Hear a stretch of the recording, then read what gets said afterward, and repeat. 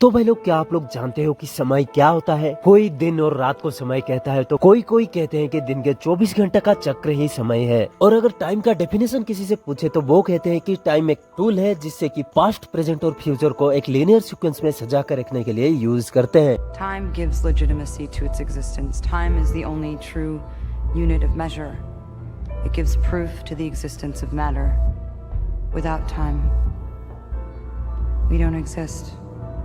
और गुरु, समय का सही डेफिनेशन जो कि किताबों में लिखा जाता है वो भी इन्हीं सारी चीजों को मिला के ही बनाया गया है। और वो कहता है कि समय एक फंडामेंटल कॉन्सेप्ट है जो कि किसी भी ड्यूरेशन या सीक्वेंस ऑफ इवेंट्स को मेजर करने के लिए यूज करते हैं। टाइम का सबसे बड़ा नेचर है कि वो वन डायरेक्शनल है और एक लीनियर पाथवे फॉलो करता है, यानी कि ना ही टाइम न्यूट्रन लेके पीछे जा सकता है, ना ही ब्रांचेस बना के इधर उधर जा सकता है। मतलब अभी तक तो ये पॉसिबल नहीं है, फ्यूचर में शायद हो सकता है। पर गुरु, हमारा दिमाग जो कि भावनाओं का एक अनंत महासागर है जिसमें टाइम आगे पीछे या ब्रांचेस बना के कहीं पे भी जा सकता है। और अगर ये दिमाग क्रिस्टोफर नोलन जैसे बहुत बड़े जीनियस का हो तो ये कॉन्सेप्ट और भी ज्यादा कॉम्प्लिकेटेड हो जाता है। उस कॉम्प्लिकेटेड कॉन्सेप्ट को वो हमें सिनेमा के माध्यम से दिखाते भी हैं। People very often ask me why am I interested in time? So because I've always lived in it. We feel very trapped in it. It's like we try and hang on to the moment. We take photographs of it. We desperately want to hang on to this reality and it recedes. Yeah. What time travel allows us to do is to say, okay, but what if we could? What if we could preserve that moment? What if we could revisit that moment? Yeah. Genuine.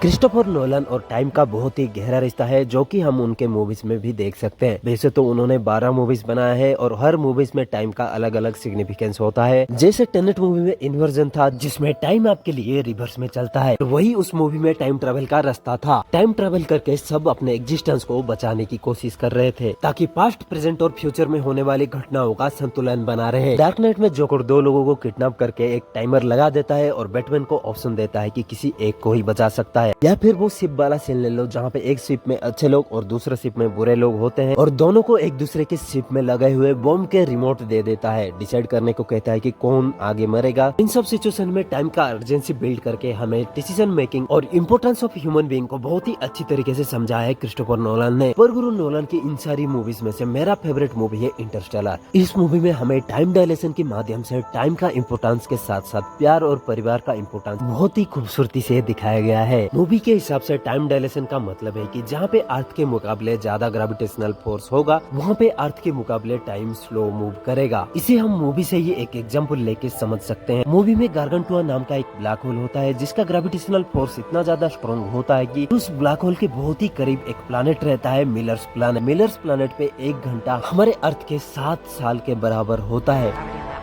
Slow our clock compared to Earth's drastically. Every hour we spend on that planet will be 7 years back on Earth. Imagine करिए आपका सबसे करीब इंसान उस planet पे गया है जिसको पता भी नहीं है कि कब रिटर्न करेगा आपके पास। वो तो कुछ ही घंटों के लिए उस प्लैनेट पे होता है लेकिन आप अपनी पूरी जिंदगी निकाल देंगे उसके इंतजार करते करते। कुछ यही कहानी है इस मूवी की भी। एक खत्म हो रही धरती पे जहाँ पे अब अनाज भी नहीं उगता और तूफान बार बार आते रहते हैं, अपनी 10 साल की बेटी और पूरे परिवार को छोड़ के एक नया प्लैनेट की खोज में निकल जाता है कूपर। 10 साल की मर्फ इस खत्म होती दुनिया में अपने पिता का इंतजार करते हुए कई सारे वर्ष दुख और पीड़ा में गुजार देती है, वो भी अकेले। जब तक कूपर को समझ में आता कि उसने गलती कर दिया है तब तक बहुत देरी हो चुका था। अब वो चाह के भी समय के पीछे जाके कुछ बदल नहीं सकता था। बाप और बेटी का ये बड़ा सैक्रिफाइस पूरे ह्यूमन सिविलाइजेशन के लिए एक नया घर का रास्ता दिखा दिया था। ये सब कुछ कहने का सिर्फ एक ही तात्पर्य है, आपका हर एक सेकेंड आपके परिवार के लिए, आपके दोस्तों के लिए, आपके प्यार के लिए बहुत ही ज्यादा महत्वपूर्ण है और ये आपके हाथ में है कि आप अपना समय कैसे और किसके साथ बिताना चाहते हैं। आज के लिए बस इतना ही, आगे मिलेंगे आपसे अगले वीडियो में। वीडियो पसंद आया हो तो वीडियो को लाइक कर देना, चैनल को सब्सक्राइब कर देना और अगर पॉसिबल है तो शेयर भी कर लेना।